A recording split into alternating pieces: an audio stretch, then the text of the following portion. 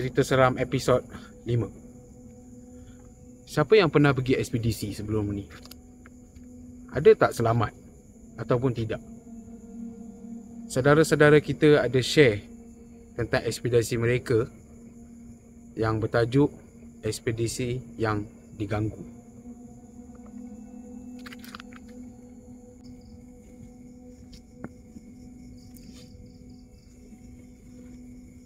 Selamat malam.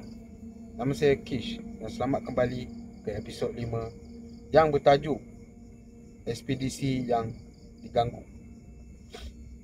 Dalam episod ini, anda akan sekali lagi dapat melihat sebuah peralatan yang digunakan dalam sesi-sesi mencari hantu. Inilah peralatan yang dikenali sebagai EMF sensor dan K2 meter. Tidak ada orang yang dapat mengesahkan sama ada peralatan ini boleh dipercayai ataupun tidak. Kita semua akan menganggapnya sebagai satu hiburan. Inilah cerita seram minggu ni. Hujung minggu, hari Jumaat, akhirnya tiba. Sekumpulan kawan-kawan Kamarul, Alif, Man dan Syafat semua tidak sabar-sabar untuk bertemu dan menjamu selera sambil menghirup udara segar di Pasir Ris Park. Jam 10 malam pada hari yang panas dan lembap pada tahun 2020. Mereka berjaya mencari pondok kosong untuk menetap dan memulakan sesi permainan mereka. Ketika mereka memulakan permainan kedua, Syafat menyedari bahawa suhu telah berubah, tetapi tidak memikirnya kerana dia mengandaikan hujan akan turun tidak lama lagi. Selepas menamatkan permainan keempat mereka, mereka memutuskan untuk berehat dan berbual sambil menjamu selera. Selepas sejam berbual untuk bulan itu, kumpulan itu memutuskan bahawa ia adalah menyeronokkan untuk meneroka menara burung yang terletak berhampiran. Kumpulan ini menganggap bahawa kerana mereka berada dalam kumpulan,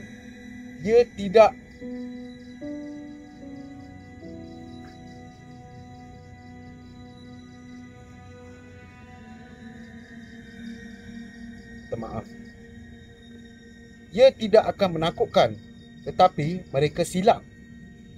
Apa yang mereka pilih untuk melakukan pada malam itu telah menghantui mereka sehingga ke hari ini.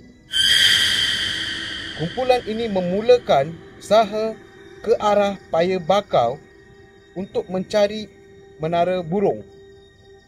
Persekitaran dan aura persekitarannya lebih sejuk berbanding pondok sebelum ini. Alif, sebagai pelawak kumpulan itu, menyiarkan secara langsung di Instagram di telefonnya sambil membual bahawa mereka berada di tengah-tengah mangrove swamp. Disebabkan beberapa langkah COVID-19, tidak ramai orang keluar. Alif mula ketinggalan kerana dia terlalu asyik bercakap dengan kameranya. Kumpulan di hadapan tidak lebih bijak kerana Alif ketinggalan. Alif mempercepatkan langkah dan mengejar seseorang. Semasa dia sedang membungkus, mula mendengar bunyi gemerisik dan bunyi seperti anjing bergaduh. Alif menegur anjing-anjing itu sambil menghalakan kameranya ke arah bunyi anjing. Sebelum menamatkan siaran langsung Instagramnya, pada ketika itu Alif menyedari dia bersendirian sepanjang masa dan telah pergi ke arah yang salah, jauh dari menara burung. Kamarul, Man dan Syafat telah sampai ke menara burung dan menyedari Alif telah hilang.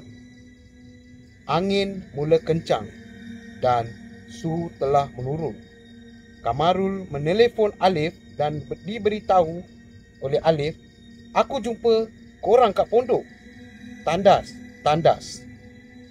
Syafat perasaan sesuatu bergerak di sudut matanya ketika dia melihat ke dalam kegelapan dan kekal setenang yang dia boleh sebelum Kamarul mencelah.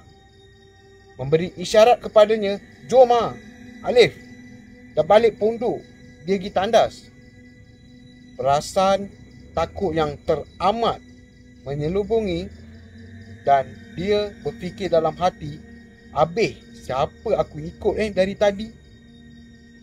Terdesak untuk mendapatkan jawapan, dia menyemak rakaman yang diambilnya sebelum ini dan melihat bahawa 5 minit ke dalam Instagramnya secara langsung, dia sudah berpisah dengan rakan-rakannya sambil terus berjalan lurus.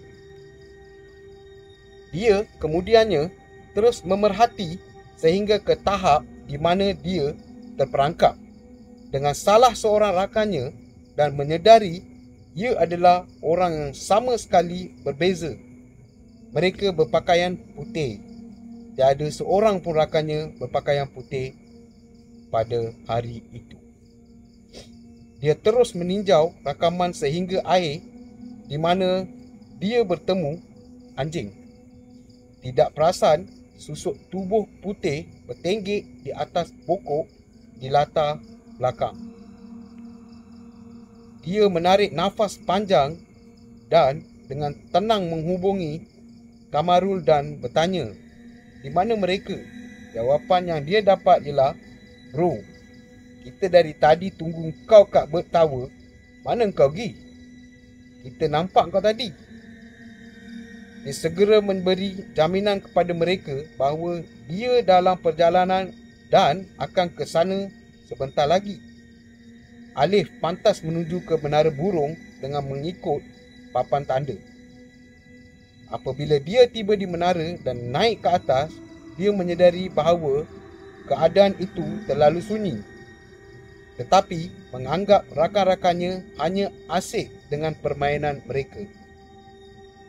Apabila dia sampai ke puncak, tiada sesiapa. Dia menelefon Kamarul sekali lagi. Apabila telefon berdering berulang kali, dia mula mendengar anjing-anjing itu semula dan kali ini, ia diikuti dengan bunyi yang tidak menyenangkan. Sementara itu, Kamarul, Man dan Syafat kembali ke pondok kerana terlalu mencemaskan suasana. Menunggu dan memanggil Alif tetapi tidak berjaya.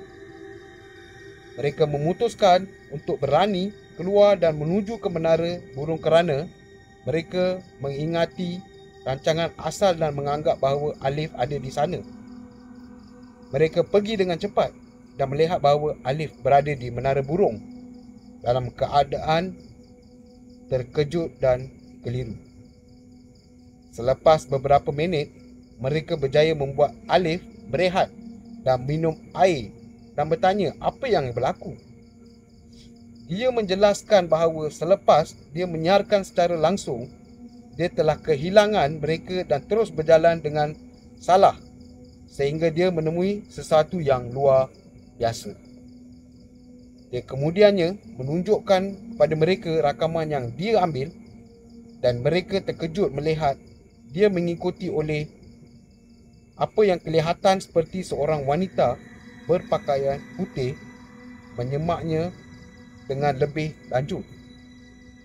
Mereka melompat dan bertemu anjing dan mereka semua ketakutan melihat sosok putih itu bertenggek di atas pokok di latar belakang menjeling tepat ke arah kamera. Man dan Syafat apabila melihat video itu membuat panggilan untuk bergerak dari kawasan itu dan sekurang-kurangnya kembali ke pondok yang mempunyai pencahayaannya yang mencukupi. Sekembalinya di pondok apabila Syafaq mengaku ternampak sesuatu di menara burung, Kamarul berdoa beberapa kali dan memutuskan adalah yang terbaik untuk mereka mengosongkan penuhnya Taman Pasir Ris dan pulang ke rumah. Pada malam yang sama, demam meletus pada kesemua empat lelaki menyebabkan mereka tidak dapat membuat banyak pada hujung minggu. Alif tidak pernah memberitahu sesiapa yang dilihatnya pada malam itu sehingga menyebabkan dia dalam keadaan menggigau. Mereka bersetuju untuk tidak menjejakkan kaki ke Pasir Ris Park pada waktu malam lagi. Adakah jin yang memangsa kelemahan mereka dan mengambil bentuk dua entiti gaib yang paling digeruni? Kami tidak akan tahu apa yang Alif lihat malam itu, sehingga dia memutuskan bahawa dia sudah bersedia. Sebelum kita tutupkan episod ini, saya ingin berterima kasih kepada semua yang sedang menonton. Jikalau anda suka cerita seram ini, sila like, sila subscribe dan share. Nama saya Kish dan saya akan bertemu anda semua lagi di episod yang akan datang. Selamat malam dari Cerita Seram.